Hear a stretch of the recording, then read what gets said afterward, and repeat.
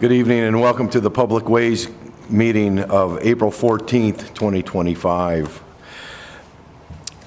We'll start by approving our minutes. You've had the opportunity to read them.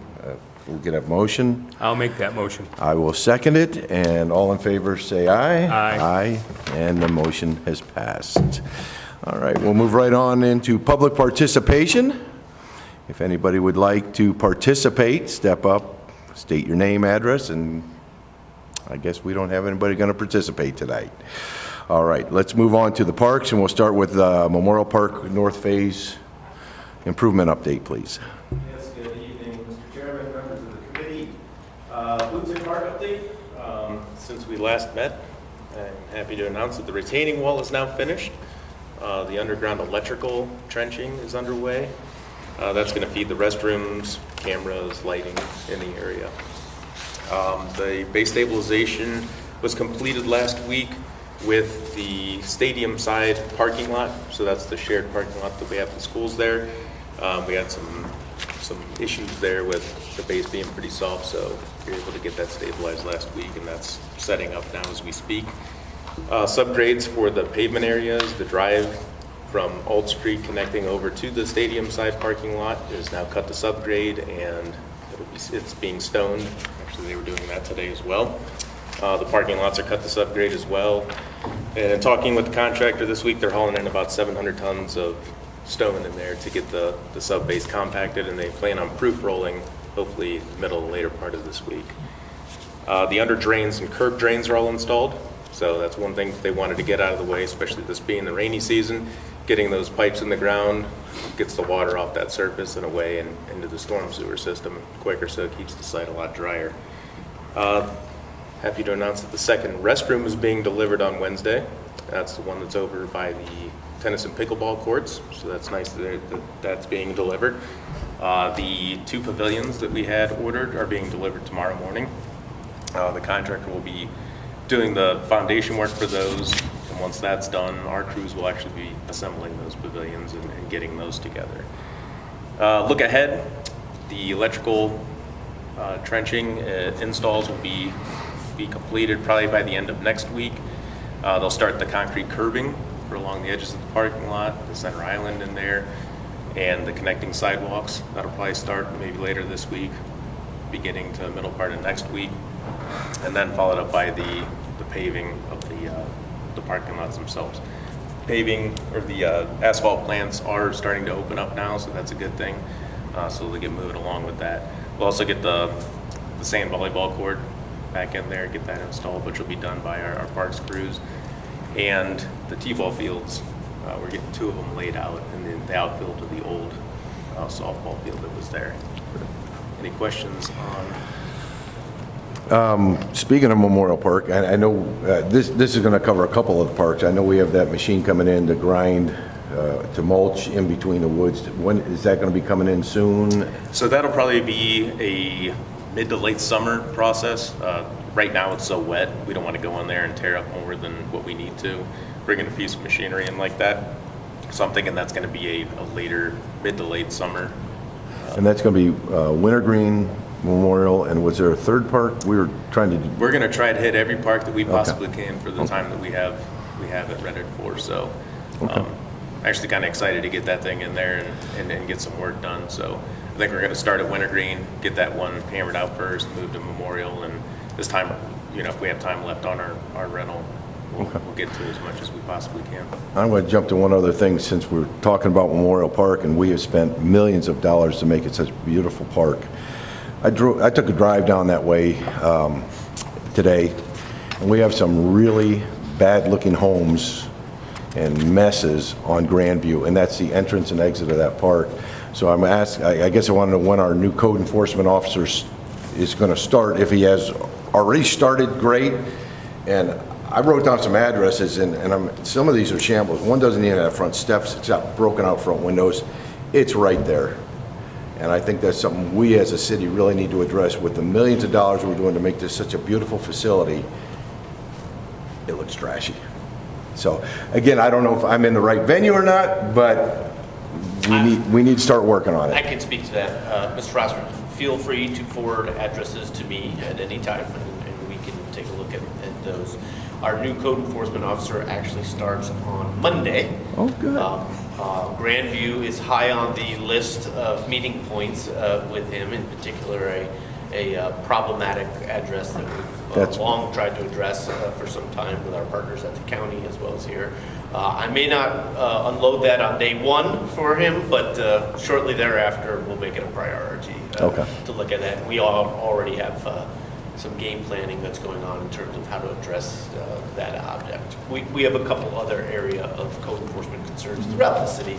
Correct. So we have plenty of work for that. But my thought being that we're with such a beautiful park and people are really already wanting to go there, and that's going to be the visual. We need to try and do what we can, do our part to help clean that up. So, and also, I think my colleagues on council and myself would like to have a dedication plaque at that park and one at the Pocket Park also. We've put a lot of time and effort into that and pushed things a little more than what we were going to originally. I think we were on a 3-year plan. We've tried to push it through, and I think it would be nice to let everybody know that their council people fought like crazy to get these parks done for them. So I've heard that from other council members, and I just want to bring that up again. So we can look at a location. Okay. Great. Thank you. We don't have it in the budget necessarily. I understand that. That's easy to do if we have to do that. So. Yeah, they're not that pricey. Nope. I can find reasonable ones. We can find. So, okay, so we've got some legislation on here. I can speak to the legislation request. So Mr. Bellick did a nice job of giving you the project update. Within that project update, there are a couple of areas that necessitated an additional $150,000 spent. Let me start the conversation by telling you that is still within our project budget. But what happens, as the committee knows and the council president knows, at the end of any budget year, any monies that are budgeted in a project fund that aren't encumbered at that point in time get swept back into the general treasury. That happened in this particular area too. So because we weren't aware of, for instance, the need for stabilization in the one parking area at that time, we obviously didn't have those funds encumbered with a vendor to do that work at that point in time. We now had that. We have to put that towards it. In addition, we found that there was some additional work that needed to be done to provide for some of the requests that we've had, like fiber for extra cameras, electric service for extra cameras that all requires trenching, conduit, wire pulls. It all comes up to it. We were able to explore costs in doing some of that work on our own through our electric division. It was pretty evident early on as they went out and got pricing, did some different things, that the contractor on site who we had could do it for a cheaper price than we could do it for. And so that's the onus for some of these requests. I will tell you that this is one of those areas that we really would like your consideration in terms of an emergency clause. And I've already, in anticipation, prepped this particular ordinance for consideration tomorrow, if you so move it to the committee. To council's agenda, excuse me, because they need to do the work now so we can keep on target for what Mr. Bellick identified in terms of the plan moving forward. Again, this particular contractor has been very good to work with, been prompt, and I don't want to jinx us, but is somewhat ahead of schedule. We're still targeting that Memorial Day weekend completion and dedication ceremonies, so it's important for us to be able to authorize them to do this additional work and keep moving forward on the progress. I think if you would just place it on tomorrow's agenda, we'll push it through and suspend the 3-reading rule. I'll make a motion that we request a supplemental appropriations for the general fund to the 425 General Capital Improvements Fund in the amount of $150,000 to be used for the installation of necessary utilities in connection with Memorial Park Phase 3 work. A suspension of the rules and emergency clause consideration is requested. And I'll second that. and call. Yeah. And all in favor? Aye. Aye. We'll place it on the agenda for tomorrow. And those were the 3 identified moves in talking Yeah. with Ms. Fix, what we need to do to get some of that money in place. That was part of those 3 ordinances that are connected to your agenda. Okay. Let's move on to the Downtown Pocket Park. Very good, I'll take that one as well. Pleased to say the pergola was installed last week, so we have some movement there. The week prior to that, they had the footers installed for the pergola and for the actual stage itself. Today they were working on getting some material on the center part of the stage and compacting some stone in there to get the actual step and stage poured yet this week. Moving ahead with that, they will then get the lower plaza cut to grade, and then that should be formed and poured by the end of next week. Again, these are some things are a little weather dependent, but right now we're looking pretty good as far as weather is concerned.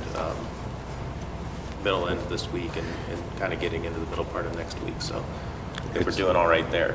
They're also going to be tying or finishing up their electrical work. So the cabinets and everything's set.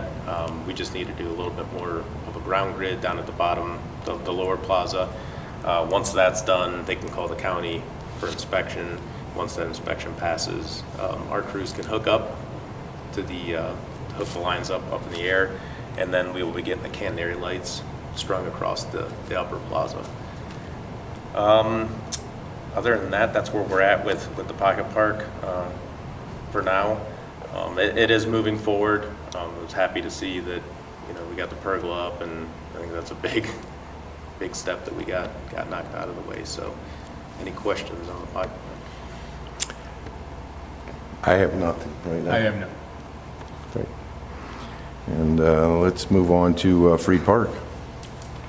I'll open just very briefly, and I think Mr. Hiscock will probably want to add some details. So we've been working very closely with our design consultant. We've been going back and forth. We're talking about, we essentially have some sort of 30% type work being done on that project, and have been in quite consistent contact with them. We've been working out some minor details about some utilities and things like that. So going quite well, looking at the restroom and different aspects. When it comes to the fields, I think Mr. Hiscock has really been more involved in that. So just to piggyback on what Mr. Davis indicated, I think the work with this particular consultant and the design team has been excellent to date. I am hoping that maybe early next week I have a somewhat detailed conceptual plan that I can share with you. We're working on some tweaking to it and doing that. I don't want to misrepresent anything to you. So once we're able to do that, I hope to share it with all of council. Certainly the committee will get a copy of that. We are, I think, on target to continue to explore cost savings. As the committee knows, and as I've reported, we are currently over budget in our estimates as of right now, so we're working closely with the consultants and design team to see what we can do to reduce that. The real push is on the field. There's a surefire way to come in under budget, and that's not do a turf field, but I think that's not what we want to do at this particular facility. Another big part of the cost at the particular facility is lighting. We plan on using the old Memorial Park lights and doing it ourselves, but right now we have in the budget, if we were to go out and find a Musco Lighting or a company like them, what would it take us? So we're factoring all those things in there. I think unless council wants to give me a different direction, we're going to have to be satisfied with not doing some part of the project that we had intended initially. Whether that be, for instance, and I know this is not what we like, but just looking at it, does it mean not paving the parking lot this year, but coming back and doing that next year to be in the budget? Does it mean doing a portion of it or not? Does it mean holding off on the playground structure or holding off on the basketball court or doing something like that in order to come within our $1.9 million budget, which was a healthy budget. It's just, it turns out these fields are more expensive than anticipated. So we're still working through that. And again, I think our consultant understands where we're at, but they also don't want to provide us with a project that is not going to be redeeming to our community and to what the wants of council and the administration is. So we're working on those things. I have one question about this. The turf field, what kind of maintenance costs are involved versus us having a turf field? I mean, because all our other fields are turf, and we would like to have this, but what are the foreseeable cost in the future for maintaining that field? So there's different grades in terms of the turf, and that's part of the discussion we've been having. What you basically get is a longer lifespan depending upon the grades, but there's significant cost differences.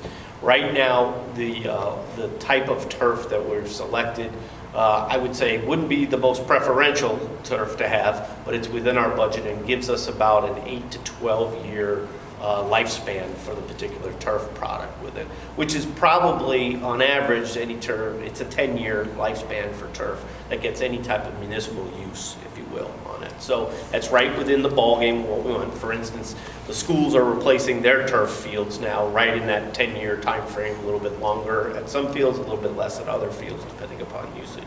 So it's good. In terms of everyday maintenance, really, Mr. Parrish, there is a lot less everyday maintenance, and so we don't expect that we'd have crews out there all the time. But most of the time, the maintenance that goes into an artificial turf type field is a groomer, is what the device is called, and that'll do anything between raising some of the bristles, if you will, on the field to making sure the lines are a little bit more in depth. There's sometimes some rebuilds in heavy used areas, for instance, in a batter box on a baseball or a softball field. That sometimes needs to be rebuilt underneath. They make those so that they can be replaced and pulled back and the subsurface treated and those kind of things. There's also usually a microbial treatment that they recommend every 5 years or so, depending upon usage of the fields. It might be a little bit less than that. But really, that's the beauty of a turf installation when done correctly. Don't have the day-to-day maintenance that you have on other fields. We'd have to buy a groomer. But the beauty is we know that we're probably going to do that and need to do that in the future when the brickyard gets developed, because those will be, at least to some extent, turf fields out there too. So we'll have that under. We need to train our people on how to take care of those types of things. There's a cost to doing that. But in the end of the day, it's very little maintenance if done properly. And that's the kind of investment we want to do. If we really shortchange ourselves in terms of the selection of the type of turf or what to do now, it's not going to pay for itself in the long run. And again, that's a wrong statement. It never truly pays for itself in that type of investment. But you want to get the most use out of it for as long as you can on average, and I think that's what we're setting up for. We were looking at an 8 to 12 year lifespan. Okay, that's what I was asking. Yeah. Because we want to make sure it's worthwhile. Yes. In both ways. Okay, thank you for your explanation. Sure. I have a question. Sorry, you say what we want to do, we're going to be over what we budgeted for free, percentage-wise? I don't have the percentage, but I can give you the cost estimate, and Well, Mr. Davis, correct me if I'm wrong. sure. It's coming in between 2.2 and 2.4, depending upon the options that we're looking at. We continue to kind of whittle that down a little bit and get closer, but we're at the $2 million realm, where we're really at 1.7, 1.8 is what we budgeted. And that's for all of the parks wants. That would, 2.2 would include full pavement of the parking lot areas, which was an important one. It would include a bathroom with utilities. It includes a full basketball court. It includes about a $75,000 playground, which is a little bit more than what we were looking to do. Yeah. So, and then the field of about 1.9 in and of itself. So a $75,000 playground, is that one like similar to what we did in Wintergreen? Yeah, it's exactly the model with the same idea that we're doing. Not the same model, I'm sorry, playground, but the same concept playground. And 5 to 12-year-old, that Yeah, kind of range. What we have been doing in these cost discussions is whittling that back down to maybe like a 50. I actually had a discussion with Mr. Bellick earlier this morning about maybe we go to a 25 level. It just shrinks the size of the play structure out there. And again, remember, we don't have a ton of folks walking to that park to use the play structure. The usage the play structure is getting is most of the time with families who have ball players playing, but the other children are over at the playground area. It's You not still really- have folks who drive there and play. Don't get me wrong, but for the Not most really a part- neighborhood park. Yes, I agree that's with you. correct. It's a little bit further out. If I remember right, Wintergreen was like 40,000 for that play structure. I think all in with install and everything was 76. 76. Wintergreen? Yep. Yeah, and that's what augment Mr. Hicks's comments, that sometimes you get a number in your mind as what something costs, but then when you get all the other there's a bunch of other costs that are less, that they all add up. So I wouldn't want to get you a number in your head yet until we can see the final numbers, because Yeah, sure. Oh, no, it just, a lot of additional costs that just are, that trickle in. very Yeah, good. so that 75 number that we had budgeted for would be the all-in cost for the playground structure, similar to the all-in cost out at Wintergreen.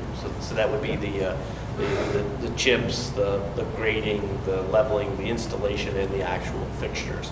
So you're looking at a lesser number for the fixtures and those things. To me, looking at the priorities at the park and knowing that we're in a little bit of a budget crunch for that particular project, I think downsizing the play structure was probably an easy approach to trying to help us save some money and come in more towards the targeted budget. You know, we had some other discussions where maybe we leave that out and come back to you in this budget season and say, hey, we can do that now if you see you'd like to it. In the end of the day, I think we've heard you loud and clear on other projects that you'd like to see projects started and completed in a single project life cycle, if you will. So we're trying to achieve the most we can in our current budget dollars. I don't enjoy coming back to council and asking for supplementals to do something more, especially if we can give you a viable plan to do it in a different way, or really deliver the project that'll help our community and be good for our community, but perhaps in a more cost-effective manner. So we're weighing all those options. My opinion on this is to make sure that we put the best possible in that we can with our money. And so we don't have those maintenance, like I said, those maintenance issues and those quality issues in the future.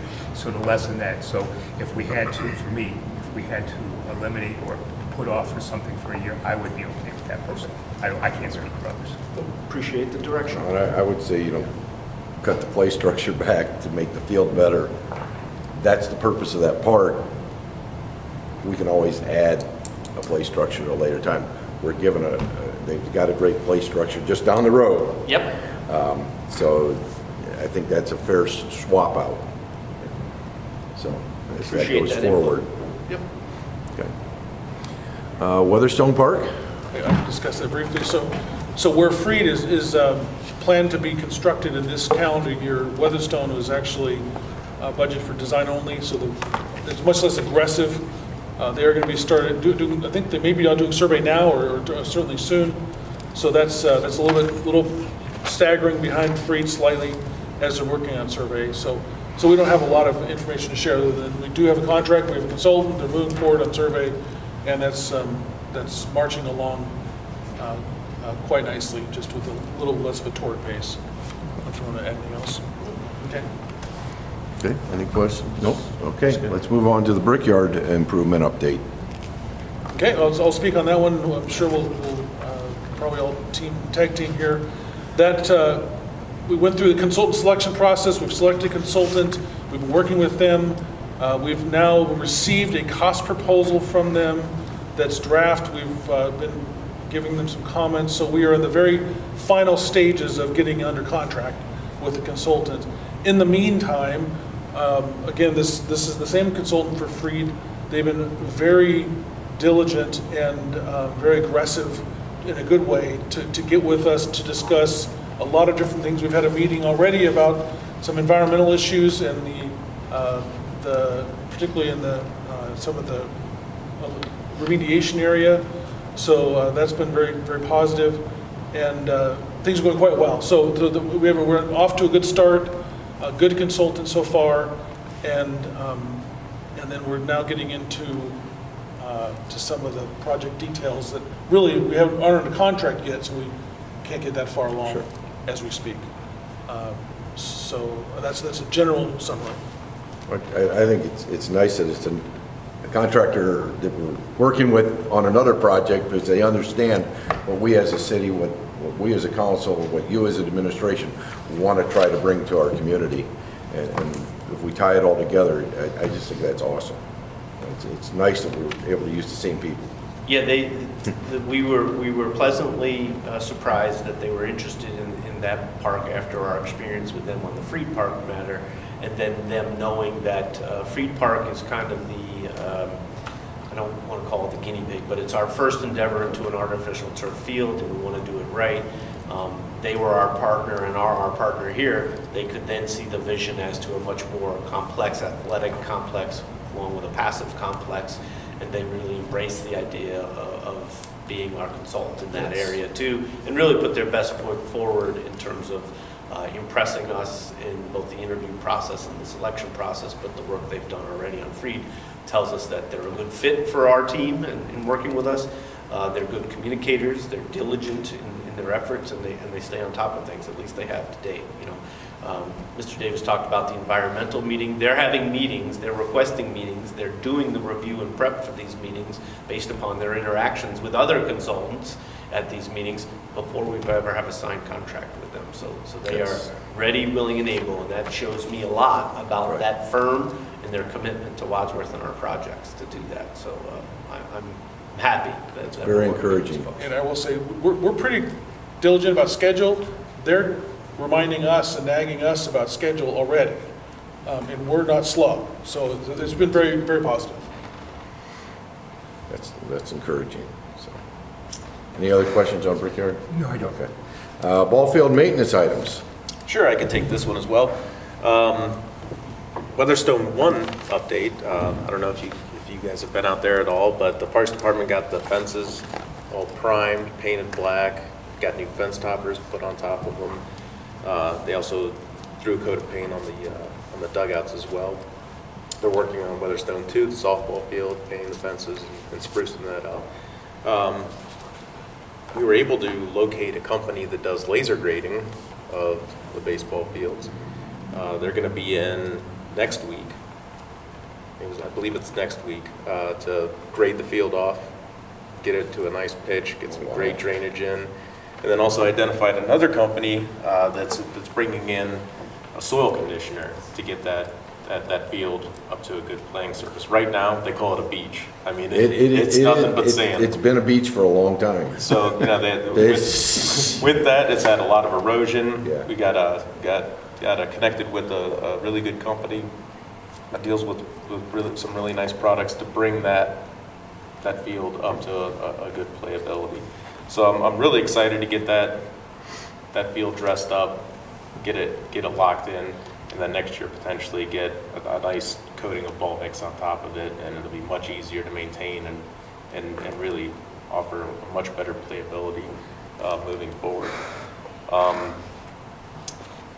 think we're still going through the planning phases out there with a parking lot and another play structure out there as well. I'd assume it would be something similar to what we're looking at Freed Park as far as the play structure is concerned. So we've got some good movement going in out there and really trying to get the place. Just painting the fence really made a huge difference in putting new toppers on that. Parks is already up working on other parks around the city as well, trying to get those spruced up. I think they were out at Valley View doing a little bit of work. Again, later this year, we'll be out at Wintergreen, getting that woods area cleaned up and making it look a lot better. Memorial Park, again, just kind of constant maintenance going in out there. We're going to get in there and get those woods grubbed out when we have that machine, that forestry mulcher in. And actually today they just started their mowing season, so we are well underway with that. So guys are doing a great job. There's a lot of things that we have on the schedule to get the parks turned around, big and small, but I think moving forward we're really going to have a lot better condition in our parks. Are you looking at ball mix on, or conditioning on all the ball fields, like AC and So Valley View too? Again, this is kind of, again, not to use it as a guinea pig. Right. But, we're trying to get dialed in, see where we're at, Okay. dealing with this vendor, see if it's, it's going to work out well for us, which I really do think. The company that we're using, that we're buying the actual clay conditioner from, has some contacts. They sell their products and know people, because as you can imagine, laser grading a ball diamond isn't something that's, everybody out there can do. So had some really good conversations with them, and they're actually going to provide training too to our staff to be able to maintain those fields once we get them reestablished and graded out. So some good connections there. Good. If I can piggyback on Mr. Bellick's comments, I would tell you, committee John has done a wonderful job since learning about some of the complaints that you fielded in this restaurant. We did it, and it started with an analysis. We found a company, a ball field company, that come out and do the analysis. They're the ones that did the analysis on Weatherstone. They did it on both Weatherstone 1 and 2. We don't want to ignore softball, and we're not doing that. But the reality is both of those fields, the actual infield surfaces, were not in good shape. Very, very sandy, very problematic. We had another baseball analysis field do some other fields, AC field. It starts with doing an analysis of what you have to work with. They all are going to need work. I think you'll find that in upcoming budgets we'll be adding more. If we can find money later this year in the fall ball season area, we might shut down a field or two and do some more work on some of those things. Ball field mix, which is what parents hear. Oh, you got to add ball field mix. You go to another community, got to be ball mix. Well, we hired these companies for a reason. They said, don't put the ball field mix on yet. Put the conditioner on, play on it for a year, and then come back and do the ball field mix. And that's the right approach. That's actually, when you talk to other munis, other field companies, they say, yeah, ball field mix is not going to do anything if you don't condition the soil underneath it. So that's what we're doing on Weatherstone 1. We would do it on Weatherstone 2 too, since we have them out there next week to do it, but that field needs a lot more work. It actually needs more than just laser grading based upon the analysis. And if you've been up there and know anything about the drainage issues, it needs recut. It basically needs recut and redone altogether. We did some outfield repairs at Weatherstone 1. There were some places where players had dug in, if you will, a little bit. We did some repairs there. We've ordered tarps for all muni fields for pitcher's mounds and home plates and everything. It's a small item, but it's an important item. Right. It's an item where coaches and players can take part in the maintenance of their fields. That is, taking them off when they arrive and putting them back on in the last game, practice kind of thing. That's going to keep those areas dry and in better stability conditions.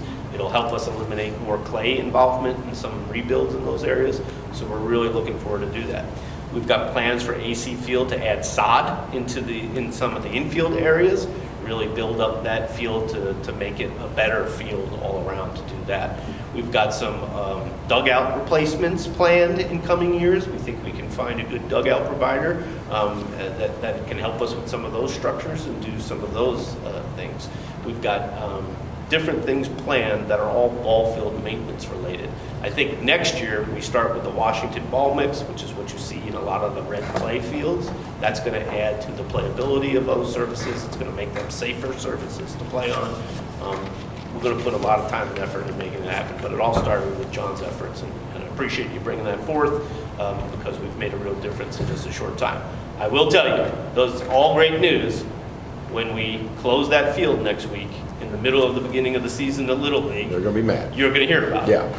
But we need it closed for a week to get it conditioned, graded, and do that. We're hoping that the end product shows them, sorry we got started a little bit later in the spring this year, but if we can do it in the fall, another field, and then continue to do fields as we go, it'll be better. One thing, Mike, with all these consultants, and they know this Washington mix, maybe they can put a seminar on for those who wash the uniforms, because you know that's going to be next year's call, is we can't get these uniforms clean.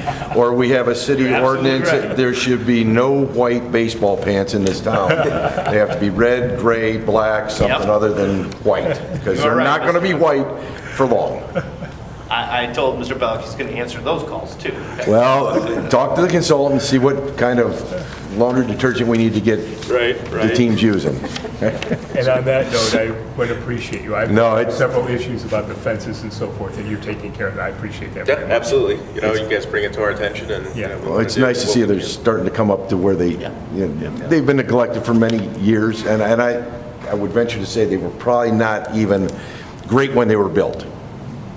They were suitable, they worked, but it's time to bring it up to a better level. Go ahead. Did I interrupt anybody? No. I just have one question, because I'm going to get asked and I don't know. How does a ball field conditioner work? So, it's. I mean, it doesn't have to be You almost have to think just about give me it like the when you brief. plant a garden, right? Yeah. You can't plant vegetables in solid clay. You need to amend the soil to promote, good growth from a garden.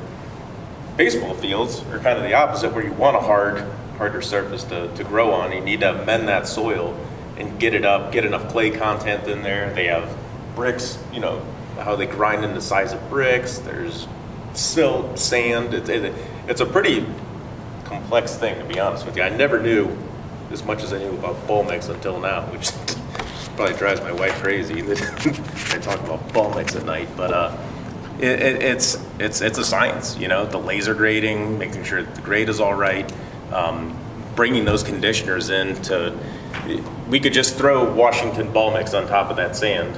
It's going to wash away. You're going to have the same issue come next season. People sliding, batter's boxes, pitcher's mounds, they're just going to tear it up because it doesn't have a good base. So there's a bunch of different, again, mixtures, and there's certain mixtures you want to use with this amount of sand. There's certain mixtures you want to use with this amount of clay. It's all a science, and that's where our vendor came in, took a sample off of those fields, sent it in to the actual manufacturer of these conditioners, and they give you assessment. Hey, you're going to need this product, because initially we thought, oh, we'll just add some Washington mix to it. It's going to bring the field up to par. It's going to be great. They're like, well, no, actually, you've got way too much sand in there. We recommend getting this amendment mixed in with the sand, and that way they get it firmed up, and then you can top it off with the nicer stuff. Thanks, thanks for the explanation. Yeah. Sense. If you want to know more about it, hit me No, back. we're good. The conditioner, for instance, whether some of our fields are different by analysis, but for Weatherstone 1, it is too sandy. So it's that's when you hear comments about beachy. So what do they try to do? They need to firm that up for playability, so that you have a firm bounce, a true bounce, a safe running base path. So the conditioner, Mr. Williams, will lessen the sandiness of it and make it more of a soil, Yeah, if you will. got it. And so it'll put some stability into it. The other aspect of it, sandy doesn't drain. It sounds counterintuitive, but on a ball field, it doesn't. It basically sheets and lands in low spots. And if you're playing on it for any period of time, you'll have low spots in base paths, you'll have low spots by bases, you'll have low spots by pitcher mounds. Wherever landings occur or standings occur, that's where you're going to have low spots. A conditioner will smooth out those low spots from a field compatibility standpoint, and so it'll drain better than just having it as sand. The other thing it reduces is, if you've ever been at a game where it's extremely dry in the middle of summer or July, and the wind blows and everybody closes their eyes because the sand comes off the field, the conditioner reduces the wind blow. So it just, Good. John's analysis is right. It's kind of a soil amendment that you would use in a garden, for instance. Here it's a ball field amendment that gives you better playability, more sturdiness, more compaction, and better drainage. Can't wait And to you see need the that as the results. base before you put the Washington ball mix on. Very good.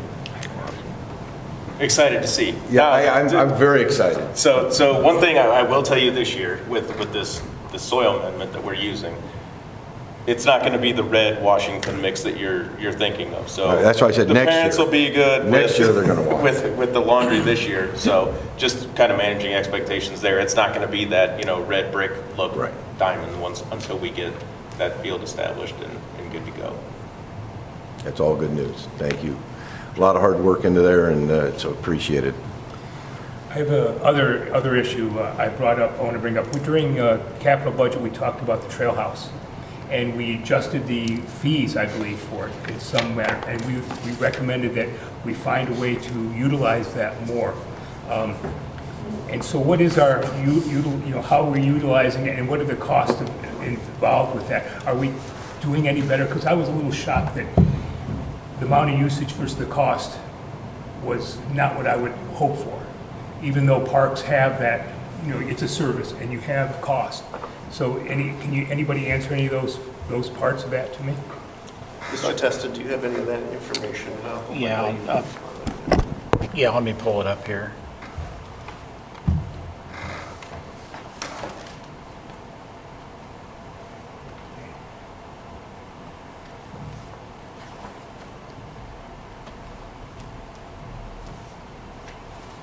Meeting tomorrow there, I went to one last week, so Yeah. I was getting used to Yeah. it. I know we've approved quite a few permit requests for usage there. Yeah. Good. And, well, while Mike's looking this up, we bring in consultants for other things that are not in our ball house, ball, whatever you want to call it, our wheelhouse.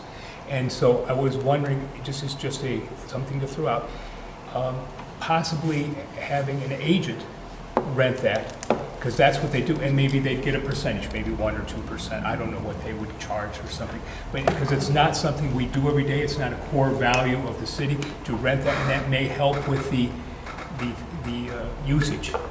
And that was something I was going to come up with this too, to help it, because we talked about let's try to get more usage. I would tell you, Mr. Parrish, by observation only, I'd certainly defer to what the data shows us.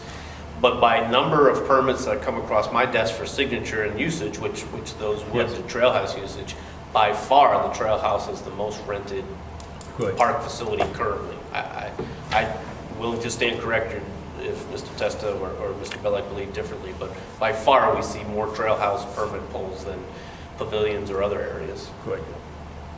Yeah, in 2024, we had 54 reservations, brought in revenue of $7,120. The rate increases that we adopted this year did two things. One, it increased the rates in general, but it also created a separate rate for non-residents, which is higher than residents.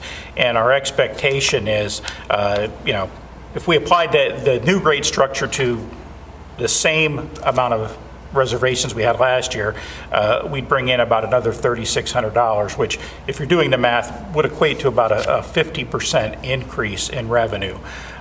Specifically, really the one key maintenance cost specific to the house is the cleaning expenses. Cleaning expenses had gone up last year.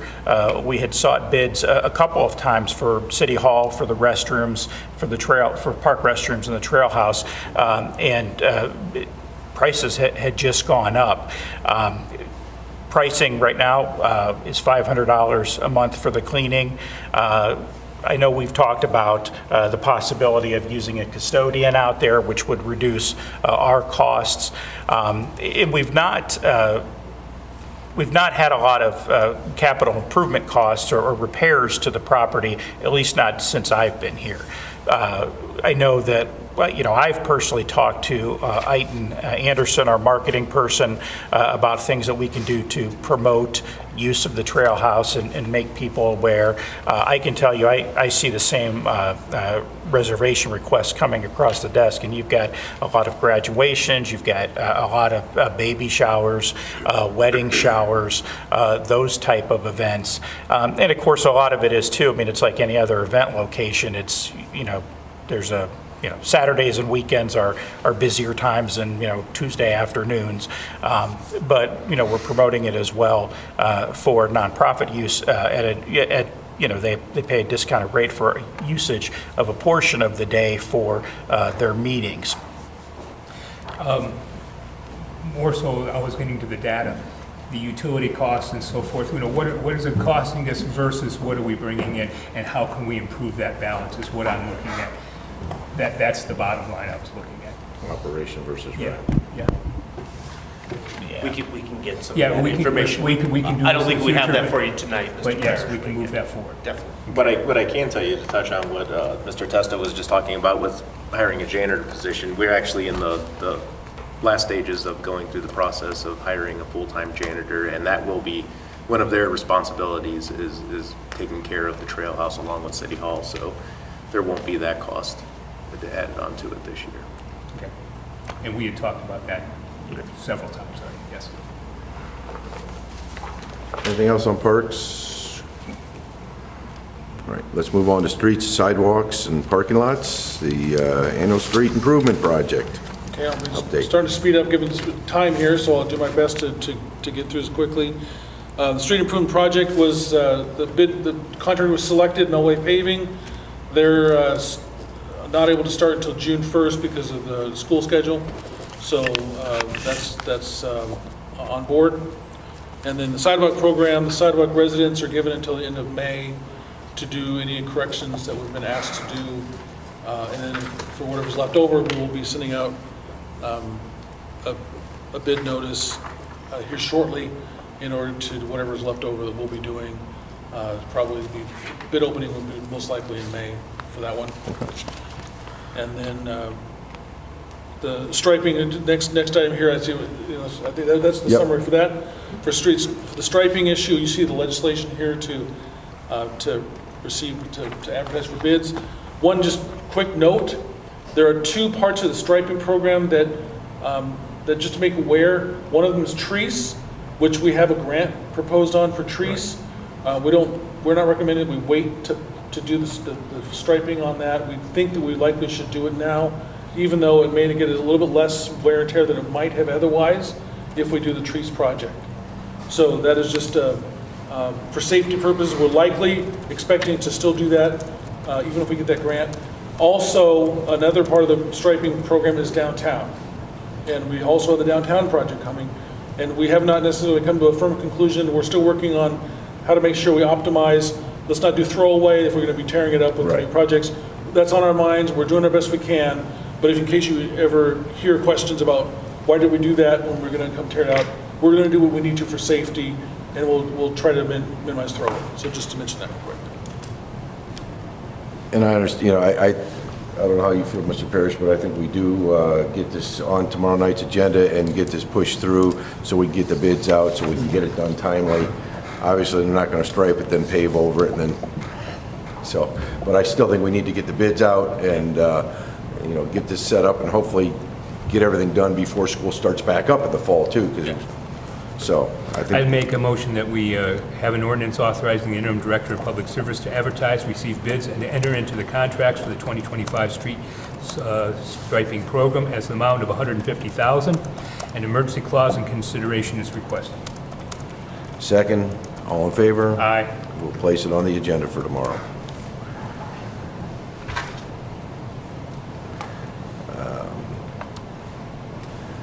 So we touched a little bit on the Trees Road grant. Do you want to address Just college? a quick update Yep. that one of the grants is we should by next meeting have a firm answer on one of the two grants. We've been told it was delayed.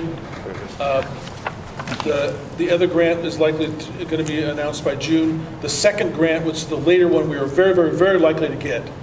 So, but we won't know that probably for the next couple months. The one that's the slightly better grant, we'll find out by next month. So we'll have an update in the next committee meeting. Okay.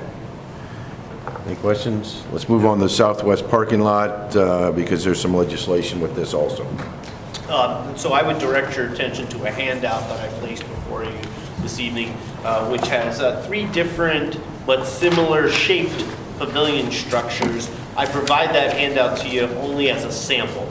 None of those are particularly one that we've selected at this point in time, but that gives you conceptually what we're looking at. We're looking at a 50 by 60 structure that would augment the use of the pocket park, but also be able to help us maybe have a housing or a site for the market, if you will, as well as potentially food truck rodeo events or other public gathering space needs. Most of the time, on Monday through Thursday, let's say, if Friday, Saturday are event days, it can also be used as a parking structure. So it's a little bit of a covered parking area potentially. We have not necessarily seen an actual layout of the parking lot yet and how it would be used, but we do have the consultant understanding and knowing that, hey, we're looking at a 50 by 60 structure that'll go in that particular parking area. And again, it'll be shade for those who might be enjoying the bi-directional stage at the pocket park. It'll give us another gathering space type area.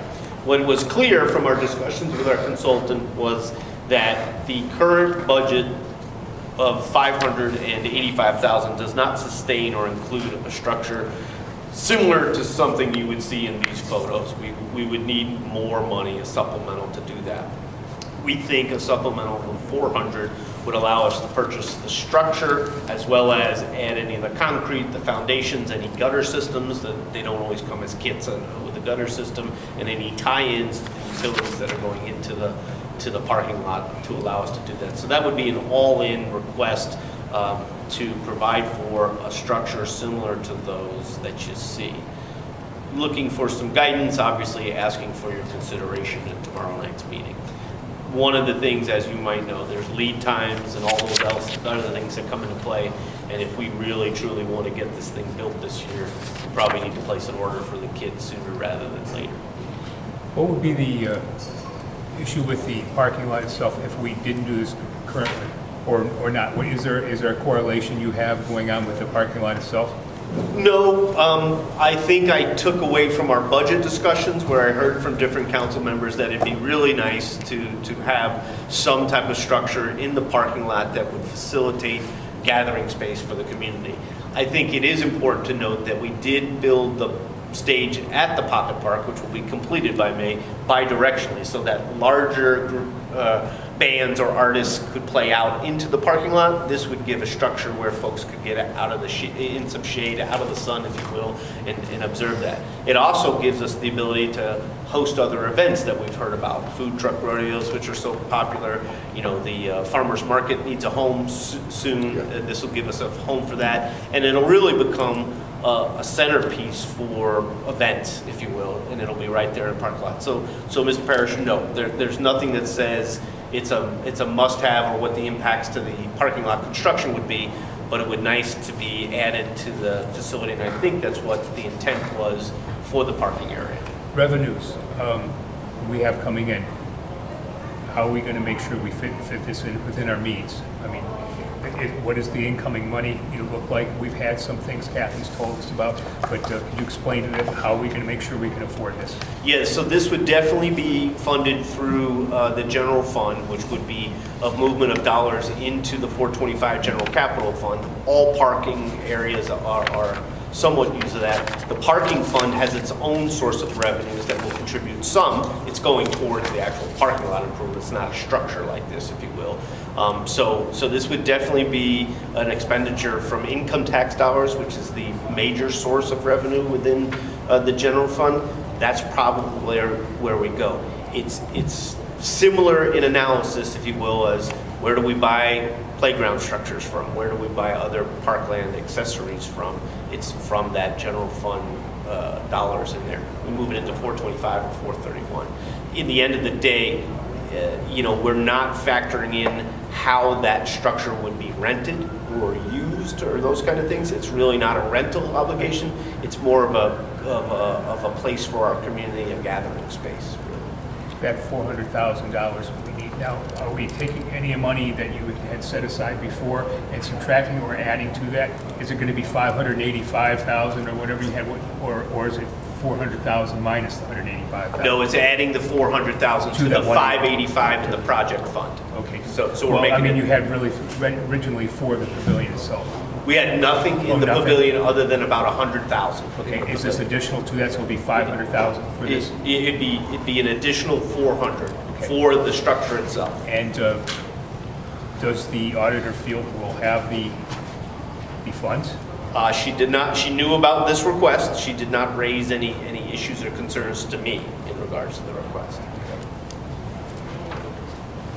That's all I'm going to ask. Okay. I think one thing we do try too is maybe sell the naming rights to it like everybody else does. I mean, I look at this one, it says AMP, it's got lions. I mean, we could do something like that and recoup some money. At our previous meeting, we could put solar panels on the top too. I mean, that's so. So what do you? I'm good. I think it's a project. We want the Pocket Park, and this is a phase of that. So I think we continue on and just go ahead and place this on legislation for tomorrow. Okay. Yeah, you don't have to read the whole thing. Just Okay. I make a motion that we bring $400,000 into the capital improvement fund for the installation and purchase of the pavilion. okay. Second, all in favor? Aye. We'll place that on the agenda. Mr. Ross, there's Yes. actually two Yes, items that I are see there. the other one, and that one's got a little different number to it. Yeah, so basically what that would allow for is using 50 of the current funding Okay. sources in the project to go for that. But again, the first one moves the money to fund it, the second one allows the expenditure of those funds Okay. that are moved. I also make a motion that we ordinance authorizing the pavilion structure and the Ohio State Contractor Cooperative Purchase Agreement for the amount of not to exceed $450,000. Second, and we'll place that on the agenda. Aye.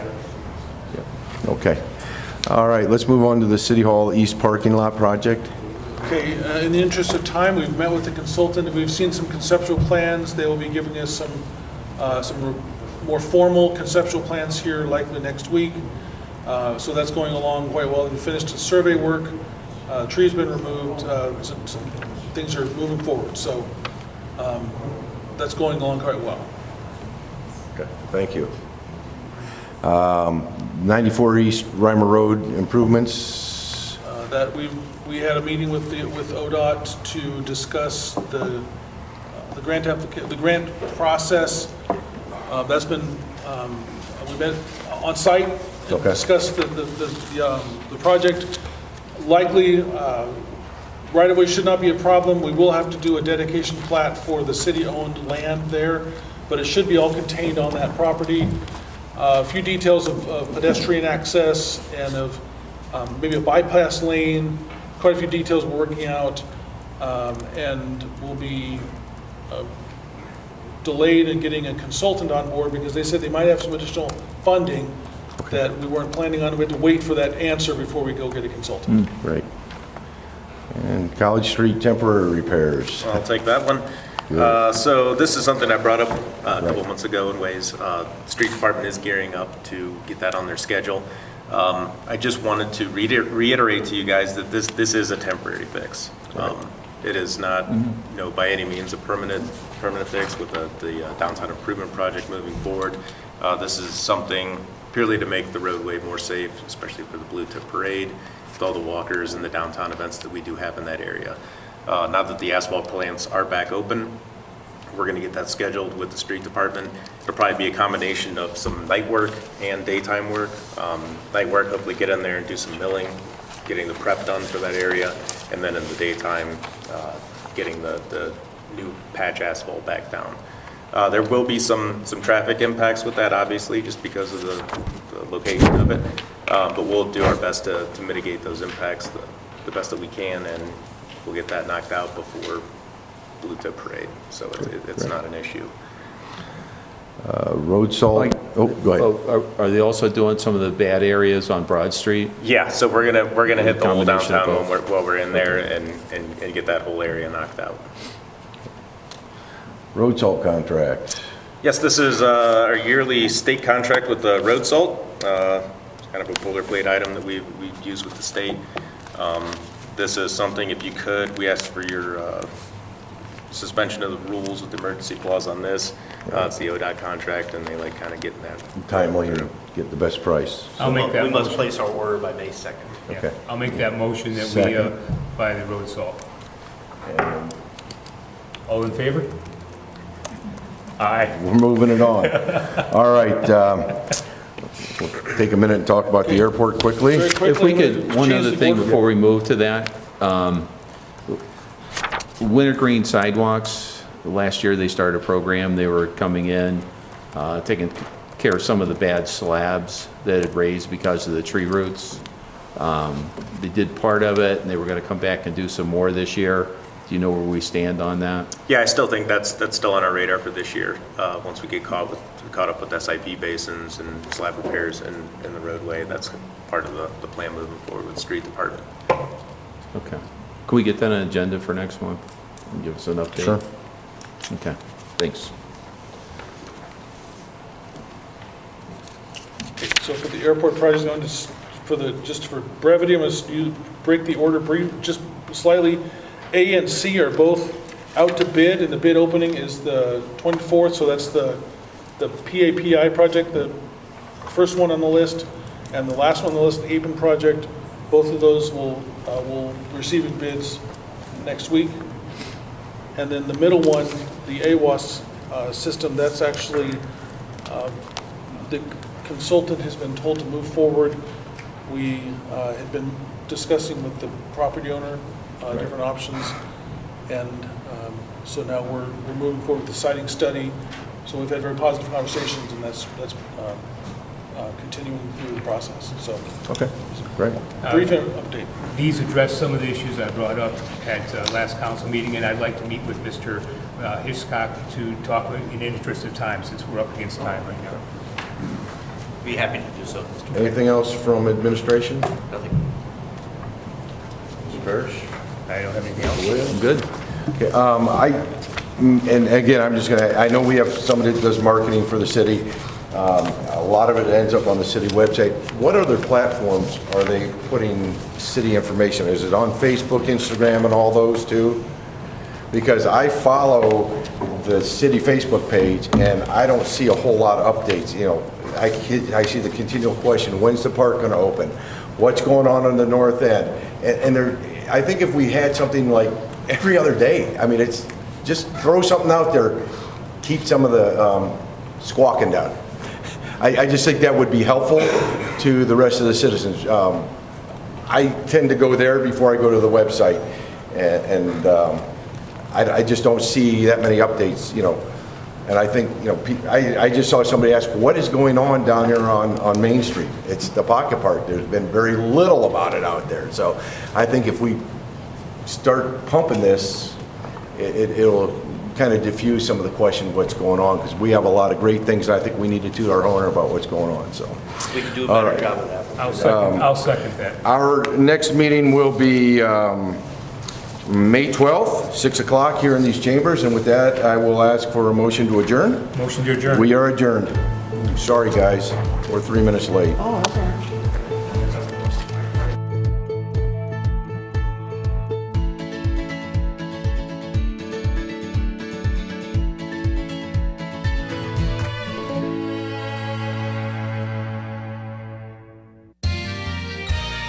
You are watching WCTV, Wadsworth Community Television.